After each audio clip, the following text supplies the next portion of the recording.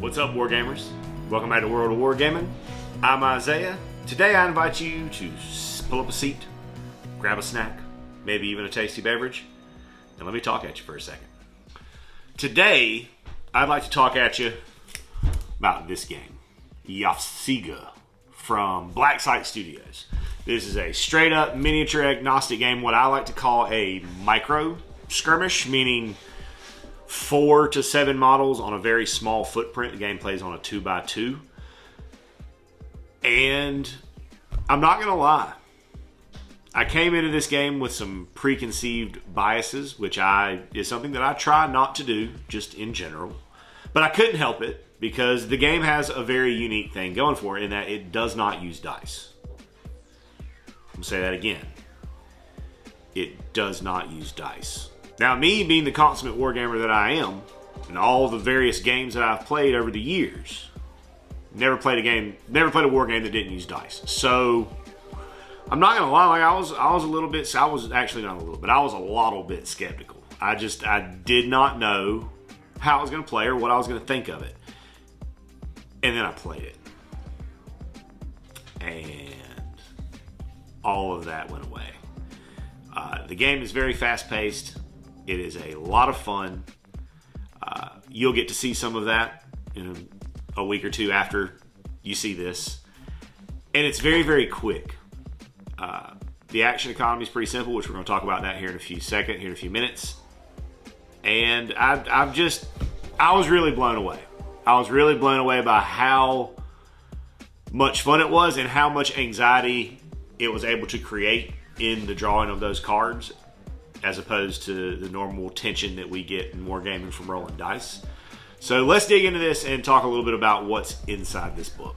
Now, disclaimer, there was a printing error, and this book came off the printing that came with when it went out to me the same time as the backroom event boxes went out. So this is something that they may plan on correcting in future printings, but as it stands right now, or in the one that I have, the page numbers are off by like 2. So they sent this handy dandy revised table of contents that has the correct page numbers and everything. Now for me, this doesn't matter because I do this.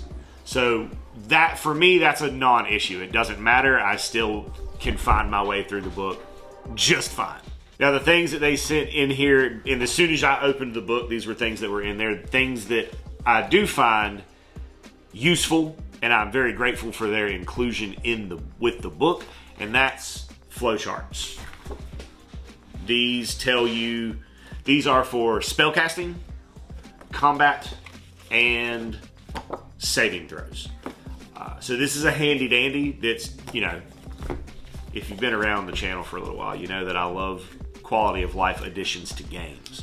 That being said, the first big chunk of the book is about this much, is fluff, talking about the different factions that are within the Bloom Reach, or the area around the Bloom Reach, the world. Here's the world.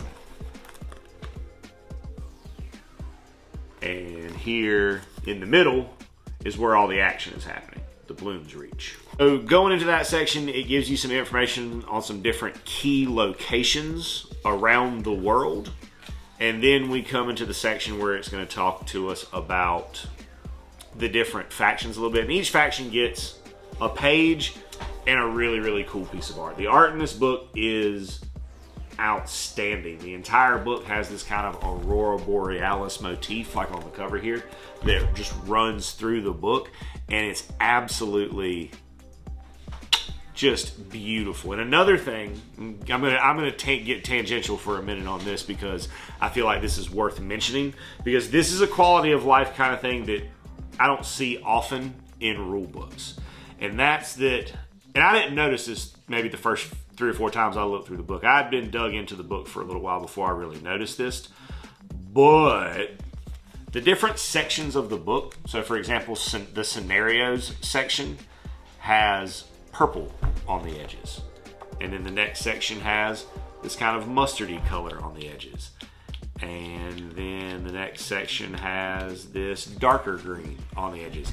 But the whole book is kind of broken down and color coded like that to help break the book down, which if you don't, like if you like to keep your rule books pristine, you don't want to highlight in them and put tabbies on them like I do, then that's a really, really, really nice feature that I think is an opportunity to make things easier for players that a lot of people just kind of overlook. Now, the exception to that being, of course, unless like if you're doing like a black and white printing, then obviously you don't really have that option. But this book is hardback,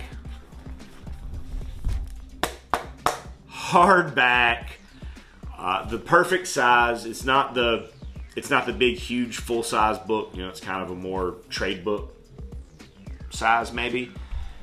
And it is full color. There's art on every single page of this book, which for me as an artist is kind of a big deal. Anyways, I digress. I'm trying to get back on track here. We come to the factions, which we have the Telegrad contingent. The whole book has got kind of a Russian-esque vibe to it. With the words, Telegrad, yeah, because Telegrad sounds 100% like a city, like Petrograd or Stalingrad or Leningrad in Russia. And I think it's cool. I love it when games draw on real world things as influence for their fantasy games, because I feel like it anchors it and it creates a bigger connection, for me anyways, with the game. So I like those little kind of small things. Then we come to the Taiga Clan Khanate, the Chalice Knights, which are kind of like Green Knights gone horribly, horribly wrong. This reminds me of something that you would see in the Turnip 28 rulebook. Just gnarly looking plant-human hybrid. Then the Vodanzi, which have a very, very Roman legionary vibe with their red shields and their top armor and their little leather skirts. They're cool. I dig them. And then the Kavan, and the Claimwalkers, and then the Monsters, of which there are some. I haven't really encountered the Monsters yet, per se, in the games that I've played, but I'm excited to do so in the future. So after that stretch of fluff, we come to the standard issue.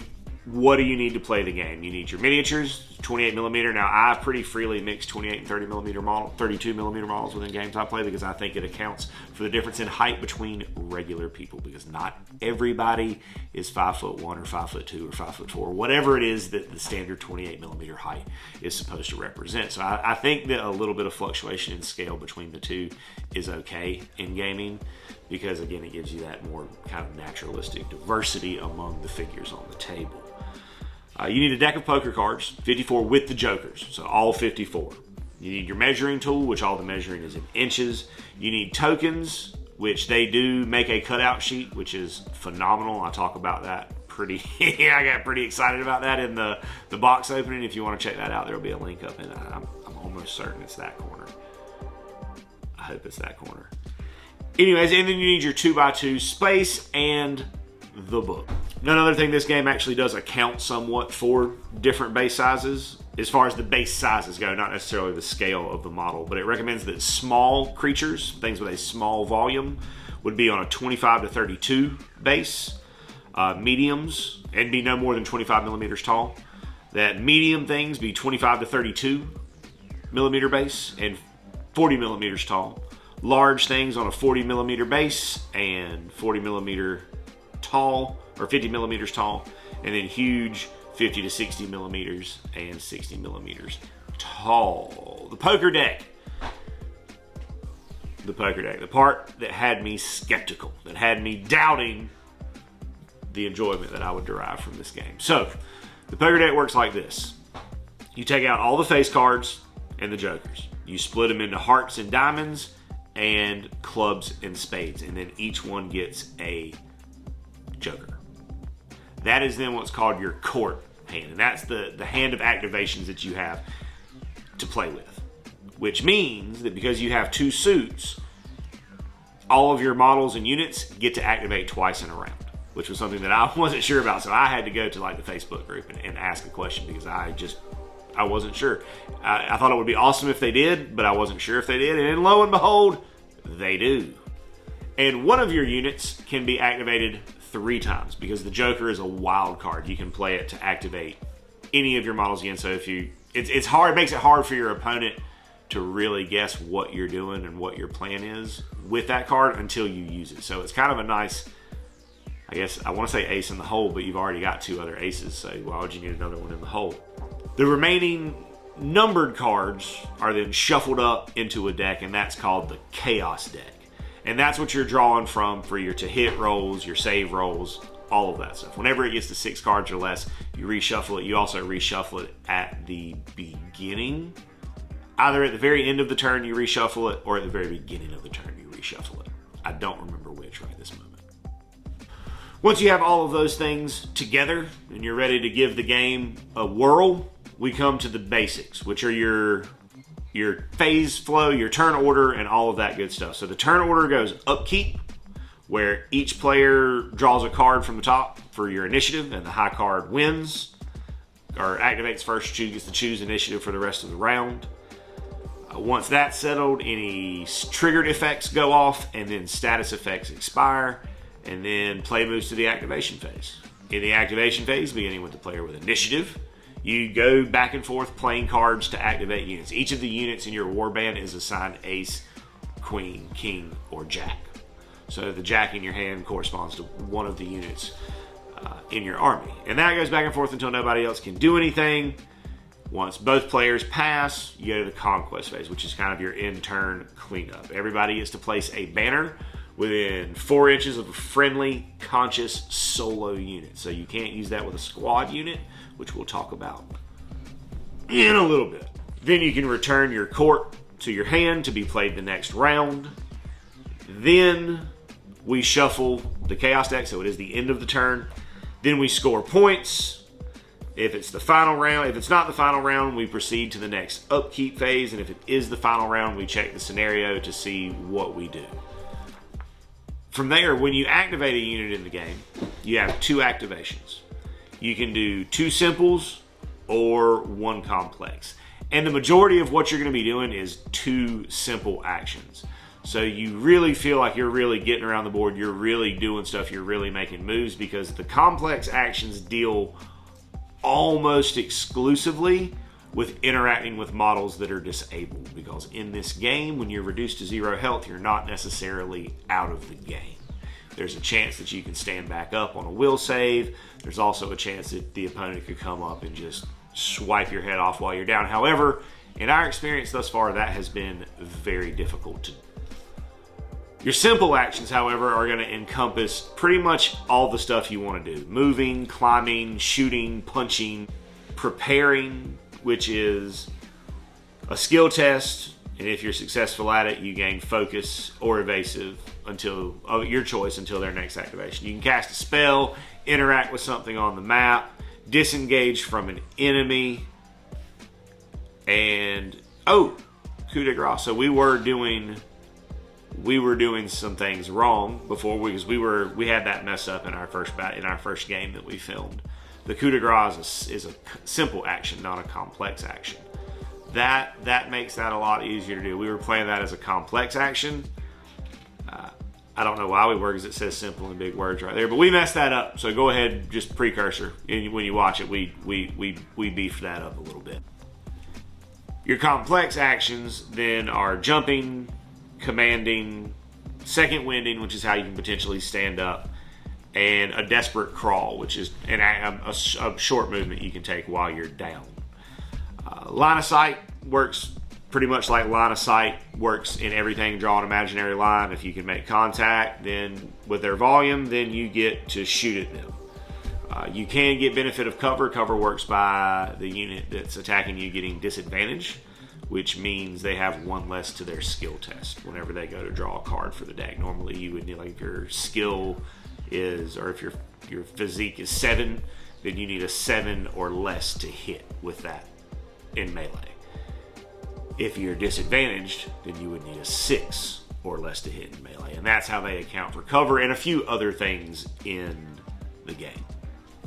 If you have a ranged weapon, it'll tell you the range on it. If it's not a ranged weapon, then the understood range of engagement is a 1/2 inch. Beyond that, you have your sphere of influence, which is a thing for spellcasters mainly. Spellcasters are the main place that I've interacted with the sphere of influence thus far. Your characters have a sphere of influence equal to their will. Banners have a default hard set sphere of influence of 4 inches. And again, that has to deal with various tests, buffs. In my experience thus far, it's been mainly to do with spellcasting. As I've already mentioned, I'm going to mention it again because it's worth mentioning again. When you go to do something, whether that be anything and everything except for a save, you are making a check by drawing a card, and you are testing to hit less than or equal to one of your stats. So either your physique, your skill, or your will. You're looking to be at it or less. However, when you save, you are looking to be at your save bonus or higher, or at the number that they got, plus your save bonus or higher. That was something that did throw me quite a bit the first game or two that we played, was the fact that the saves went the opposite way of the regular stuff, and that, I don't know why, but that just jumbled my brain up bad. Also, when you're saving, a 10 when you save is a default automatic pass on that save check, because it's possible for the number, your target number, to be higher than 10, which you can't draw higher than 10 if the deck stops at 10. So a 10 is an absolute crushing success on a save. Now, as you're going through the round and you're making all these tests and saves and everything else, you do have the option once per round to push your luck. And I love it when games give you a built-in mulligan. Once per round or once per game or whenever, I love it when designers include things like that, because it just gives you a little bit of forgiveness on something, or that one extra just last ditch just that you need to just push it across the line. And I love that. So once per round, you can choose to redraw a save or a test that you make, or, and this is the one that I really like, you can force an opponent to redraw a successful save. So you can use it to help yourself. I guess both of them are technically helping you, but it could help you, or it could, hinder your opponent. And I like that little kind of cutthroat touch. Then we come to the fighting. And for this, we're going to take a quick look at the character sheet. All right, next we come to the fighting. Now to do that, we're going to take a look at the actual character sheet so that we can explain some of the numbers that you're going to be looking at. So across the top, we've got move, physique, skill, will, save bonus, and volume. Volume is your size. We then have whether that crew is a squad unit or a solo unit. If it's a squad, then it has the 2 health, 2 hearts. If it's a solo, then it has the 5 hearts. Under that, we have spots for their weapon. And under the weapon, we have, I don't remember the W. Range, burst, power, and damage. Is it weight? Weight, yes. Yes, it is weight. And then range, burst, power, damage. So, okay, now armed with what that sheet looks like, let's talk a little bit more in depth about how combat works. So your first step is declaring that you're going to make an attack, and then declaring with which model you will be attacking, with what weapon you will be attacking, and the target that you will be attacking. Then you go to make your test. So let's say you have a physique of 7 and you're shooting your bowman. You draw an 8. That is greater than your skill, so you miss. Now, however, let's go back to that sheet. That burst value, this is what that number is for. So if you miss, you can draw cards up to the burst value of the weapon until you hit or until you run out of burst. As soon as you hit, however, you end. That attack is done and you move forward to the damage step.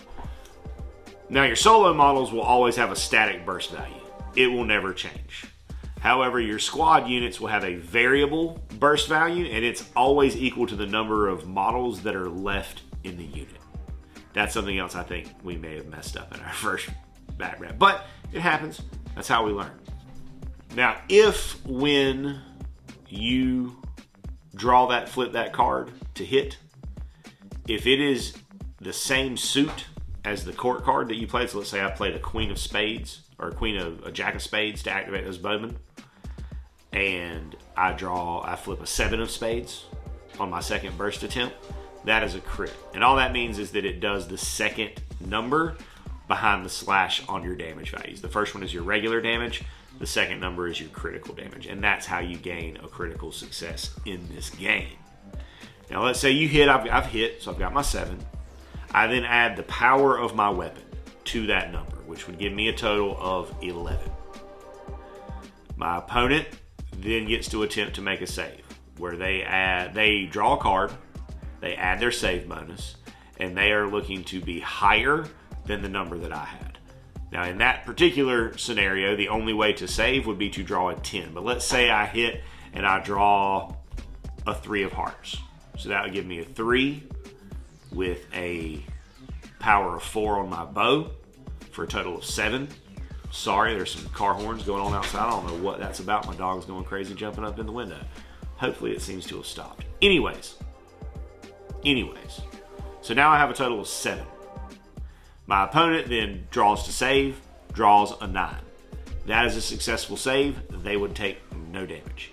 If they fail that save, they then take either the damage or the critical damage that I have for that weapon. If you're a solo model, you just mark wounds. If you are a squad, then each guy just gets pulled off until you have one guy left. Once you lose your last wound, you are downed. If you are down, the only things that you can do are second wind to try to stand up or desperate crawl to just try to get away. You are also at that point in time subject to a coup de grace. Okay, well maybe we weren't wrong. That may be a misprint, because under the action listing for coup de grace it says that it's simple. However, in the paragraph under being downed, it says that by the coup de grace complex action. So, and there may already be a fact or something about this. I'm just now noticing that contradiction, but I think that we played it as the coup de grace was the complex action, probably because I had been reading off of that paragraph mainly. After that, we go to status effects, of which you have your standard, bleeding, burning, focused, muddled, poisoned, slowed, staggered, targeted. And there are tokens for each of these status effects on the cutout sheet. Obviously, you can make your own, but they do sell a very, very, very nice punch-out sheet over at Blacksite Studios. We then come to this amazing piece of kind of low fantasy medieval art, which I'm going to show off because, my God, look how beautiful it is. Just look at it. It's so pretty. Amazing, amazing. Hats off to the artist that worked on this book, because it's absolutely phenomenal. Just art on every single page. Even in the lettering, you know, there's some picture and stuff in there. It's just absolutely gorgeous rule book. I hope this is like the standard that I have to expect from future Blacksite Studio rule books that I get, because this is phenomenal. Anyways, sidetrack, apologize. We come to terrain, which has your different types of, you know, solid ground, vertical terrain, obscuring terrain, all that stuff, and how that will affect the game. We then come to something that I think is really, really neat, and that is this. It gives you like some table setup examples that represent specific places in the world, and they're each a little bit different and offer, you know, some different things terrain-wise for the gameplay. And I just think this is super freaking cool. Like, I love... It helps to build your immersion in the world, you know, because it gives you some hard reference points for places that exist in the world. And Blacksite sells an amazing bundle. They actually sell quite a few pieces of terrain for the game. And no, they haven't paid me anything. I just love what they do. They sell a town kit, which is like 4 buildings and a few other pieces that I've considered a few times. The only drawback there for me is that I already have a blacksmith building, and that also has a blacksmith building. There's also a castle and part of a ruined convent that they sell. I have ordered the castle. I don't know when it'll be here. I think it's on back order, but I'm really excited for that whenever it does get here, because it's like a full 2x, like the castle monopolizes a 2x2 board, and I'm excited to use it for this and for Relic Blade and for just so many things. And they also sell the terrain that they sell for Sludge would fit really well into the world as well, because it's that same kind of medieval-esque country type stuff. It's got a really cool windmill that I want. Next, we come into the section on assembling your warband, which I'm not going to go into here really at all, because there will be a separate video for doing that when I go through and unit up the Taiga Clan squad pack of models that Blacksite sent me with the rulebook. So no need to double down on that. One thing that I will stop on, however, here, are these pages, which give you all the keywords for the weapons. I've played several games over the past year where what the keywords do has been very difficult to find. So I love that they've just included them on this page. I made certain to put a little tabby on that page so that I can always quickly find what these things do without pouring, because there's nothing that I hate less, there's nothing that I hate more than having to just completely stop the game and stop the fun to go figure out what something does and have to dig through the book or whatever to find it. Another thing that I love these 3 pages right here that they included, which are some pre-built warbands. These are what we use to play our first bat rep, and I like this a lot because it makes a nice kind of stopgap between getting the book, being overwhelmed by a new system, and getting the game on the table. Especially for people, if you've never played a game like this where you're basically just taking a model and then figuring out the cost of it based on, you know, what it's equipped with, what it looks like. It can be a little bit much if you're new to that level of miniature agnostic gaming, because this is true miniature agnostic. Yes, they do make models for it, but they don't care if you use their models or not. I mean, I'm sure they care. I'm sure they want you to use their models, but more than that, I think the author just wants you to try out their game.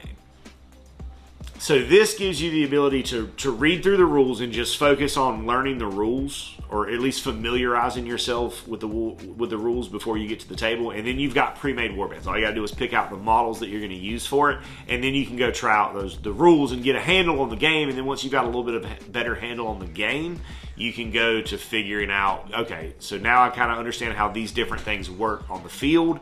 Now I'm prepared to apply these stats and gear and everything else to the individual models from my collection that I'm going to be using. And I think this was a brilliant addition. I love that it's in the book. After that, we come to our 5 scenarios that are laid out pretty easy to follow, quick, succinct directions on how to set it up and what your goal is. Now, you may be thinking to yourself, 5 scenarios, you know, what am I gonna do with that? Well, that's where the next thing I want to talk about really kicks in. So this game includes a mechanic that I personally have really only seen in Warcry. I know that it exists in other games, but my only experience with using it has been in playing Warcry. And that is stacks of cards that you draw from to determine what your scenario is going to be. So it offers an absolutely, I mean, probably like near infinite number of different scenarios that you can use to play the game. Now, they include that as charts in the core book. They also sell it as a deck of cards, which is one of the things they sent me in the box that I'm the most excited to use, because that was one of my favorite aspects of Warcry, was using that you use this deck of cards and you just never knew what you were going to be doing. Like, you knew what your list was to the best of your ability, you know how to play your list, and then you just got to see what the RNG gods give to you. And I absolutely love that kind of gaming. It is always fun, it's always different, it keeps you on your toes, and it's just good, clean fun that I truly enjoy. From there, from the scenario section, we go into everybody's favorite part of a good fantasy narrative game, and that's the campaign section. And the post game in this is pretty straightforward. Each warband gets a renown, which is the currency of the game. It's what you use to buy things and upgrade things and all that good stuff. The winner gets 3 renown and an acclaim. The defeated only gets 2 renown. Each player also reveals a card from the top of the Chaos deck and compares their result to the spoils of battle chart associated with their origin. When you play a campaign, there are 4 or 5 different origins that you can choose from. And I was just... Oh, there are 1, 2... So your origin would be your... what faction you are. Whether Telegrad, Taiga, Vodans, Kavan, Chalice Knights, or Yafsiga. And then you can get a piece of loot, and whoever won the encounter gets to add +3 to the result of that draw on the chart. If you have anything in your stash that you want to equip or anything like that, it costs 1 renown. If a unit concludes the game in the down state or has been neutralized, you must also reveal a card from the Chaos deck and consult the injury chart for their origin. If it was downed, it gains a +3 to the result. Any injuries this way are recorded on your Warbands campaign sheet, and it receives a -3 to this result for each injury it already has marked on your campaign sheet. So you could potentially be churning through some dudes. If the unit is slain, it's wiped from your roster, and any gear it has, though, is immediately added to your stash, and then a new unit can replace it for the cost of 1 renown. You may then assign any number of weapons and items from your stash to this new profile, paying 1 renown for each piece of gear and upgrade assigned this way. There's also a trader that comes around, and there's quite a few different merchants that can roam. And I think they make models for them. I'm not sure if you can buy the models or if they were just part of the backroom event, but they're pretty sweet. The ones that I've seen are pretty cool. Okay, so then we've got, in that campaign, you can be an expeditionary company. You can be a spellcaster's retinue, a marshal's phalanx, or a raiding party. And then we come into the end of the book where we've got the same kind of flow charts that they give you on the handy dandy cards. So, as I mentioned earlier, I was highly skeptical about this game because of the diceless mechanic. But as I mentioned also, complete change of heart. I think this game is enormous fun. Now, the rule book is, I want to say, 30 to 50 bucks. I think it's closer to the 45, 50 range. If I'm not mistaken, I could be very wrong about that. And it's 100% worth it because the book is really all you need. You can make counters, especially if you've already got a collection of fantasy models. If you've already got terrain and a 2x2 space, like, you have everything you need. The only thing you really need to purchase is the rule book. Obviously, there are other additions and accoutrements should you so choose to purchase them. And I support you in buying toys. You can always tell people it's my fault. I talked you into it, whatever. You can always blame me for buying more toys. Just tell them World of Wargaming, tell them Isaiah made you do it. It's fair. I will take that heat for you, friend. Now, the price point on the rule book, as I mentioned, is a little bit high. However, it is a very, very nice rule book. It's hardbound, full color, nice heavyweight gloss paper, little built-in bookmark dangly thing. It's a really nice rule book. It's worth that. I've definitely paid that much for rule books. I think we all have, and especially considering that the rule book is all you really need.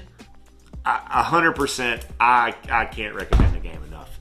Go get you a deck of cards, grab you some random models, give it a go, give it a whirl. It is enormously fun. Like I said, it's wild the amount of tension that it's able to build without dice, just using that deck of cards. Because at the same time as you're drawing those cards, some of those good numbers, some of those things are going out, your potentials for criticals are going out, and if you're following along with that, you're kind of like, oh man, the lower we get, the less chance I might have of hitting what I need. But it's still totally random, because every time you shuffle a deck of cards, it's essentially an arrangement of those cards that has never existed before.